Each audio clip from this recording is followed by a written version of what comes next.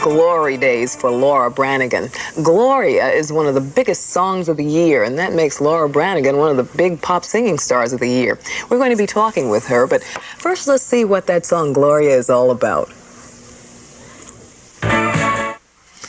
Welcome to Nightwatch, Laura Branigan. Thank you. It's hard to listen to any pop radio station nowadays and not hear that song, but I have to tell you, I have listened to it a zillion times and never really paid that much attention to the lyrics. I just heard Gloria over and over and over again. But the lyrics mean a lot.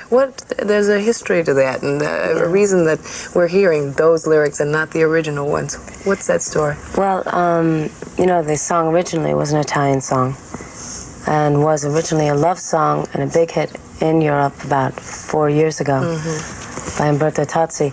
We took the song and just, you know, I wasn't going to sing a love song to a girl because I don't think... Wouldn't go over too well, huh?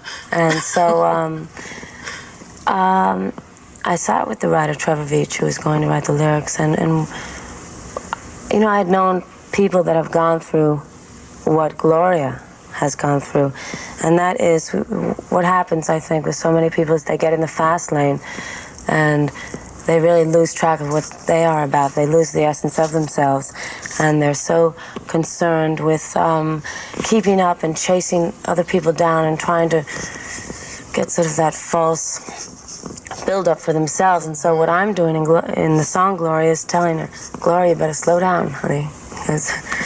You know, in the business now that you've chosen for yourself, the music business, the record industry, many folks find themselves just unavoidably attracted to the fast lane, that there's no way for them not to be in the fast lane. You're out there, you're moving around, everybody knows you, you're making big bucks, da-da-da-da-da. Why is that, and how are you going to avoid that yourself? This is your first song, this is your debut single, and already you're up there in superstardom for the moment. Yeah, for the moment. I think it really comes down to having a sense of yourself. I think so many artists, it's attractive, yes, and it's glamorous, but it's glamorous from the outside. From the inside, it's really a lot of hard work. I find it. People say, how does it feel to be a star? I feel just like I always felt, only I'm working a lot harder. I think that what happens with artists is that they lose track. They don't have an essence of themselves before they go into the industry, so that all their whole identity is based upon the gratification and the acceptance that they are getting by the audience, you know, from the audience, and their whole sense of themselves is based upon that, and it's never going to be constant. So that's why the up and down. Let's take a break and come back and talk some more about how you're planning to keep yourself centered, even though you've taken on this big new career. Laura Branigan's Gloria has been on Billboard magazine's Top 100 chart for more than 26 weeks.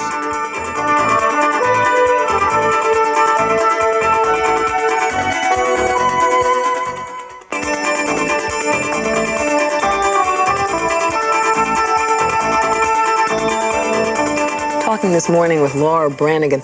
Laura, you're married, and you're married to a corporate lawyer. That's a pretty stable job for him. Is that going to help or hurt you in what is a very unstable business that you're in? help. Besides falling in love, I thought about that before I got married. I think it's important that people take marriage seriously when they go into it and realize that you have to also think of the practical side as well as the emotional side. It's very important for me to have someone outside the business so that, and I think that's another problem that a lot of artists have, is they get it, it's just too close. It's hard enough as it is. It's good to have someone outside the business so that you can enjoy other parts of life besides the music industry or this crazy business that we're in. So that's going to help you with your balance too. Oh, sure. You know, there was a time when there were a lot of female superstar singers, and we're never without wonderful female singers, but the day of Billie Holiday, Julie London, and all those kinds of days seem to have passed. What happened, and do you think we're going to get back to that? I certainly hope so. I'm trying. I'm trying you to bring it back. You want to be one of them? Yeah, I really.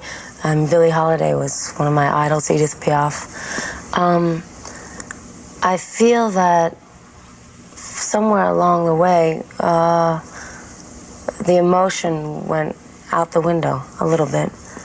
And I feel, it's hard to say, you know, history repeats itself. You don't know why something goes away, but it does. And I think it's time for it to come back. I feel it just in society today, how people are, as much as the country's going astray and all the superficiality, people are trying to get back to what's real. I really feel there's an effort being made on the country's half, and you know, and I think the music is always a reflection of what is going on in society, and I think I think it's coming back. Coming back. Well, it's good news. You say you want to be a superstar. You've had a bunch of luck and some good breaks. Here you are at the top of the charts. You were discovered by the founder of Atlantic Records, Ahmet Ertegun, and he just signed you right up. I mean, instant contract, and then your debut single is instantly #1. And you talk about staying centered and staying in the real world. That's not really real for most artists. How has that affected your view of what this business is really about? Well, it sounds very simple. It didn't happen, you know, all it wasn't simply. that easy. I was working real hard before I met Ahmet. Ahmet is a very special music man. He thinks you're very special too, obviously. And I'm very honored to be with him. He did sign me up right away after one song. Very unusual. I almost fell on the ground. I was like, yeah, exactly. I said, sure I got the right girl. No, I remember the cab ride home that night. But that's not really how it goes as a rule. As a rule, no, but it did happen to me. And we worked on a lot of material before finding Gloria. You know, we worked real hard in finding the right material. Ahmet worked with me. Doug Morris, the president, worked with me. It wasn't that easy. You know, we searched around for a while before. Still rough, but it couldn't hurt. You can't have some of the complaints that a lot of new artists have. No promotion, no support. The head of the company is signing your name. Sure is. But one problem you are going to have is follow-through. A one-hit star can be gone tomorrow in today's music world. I ain't going to let that happen. Are you worried about that? I was thinking about it before I just cut my new album, but I think we got it.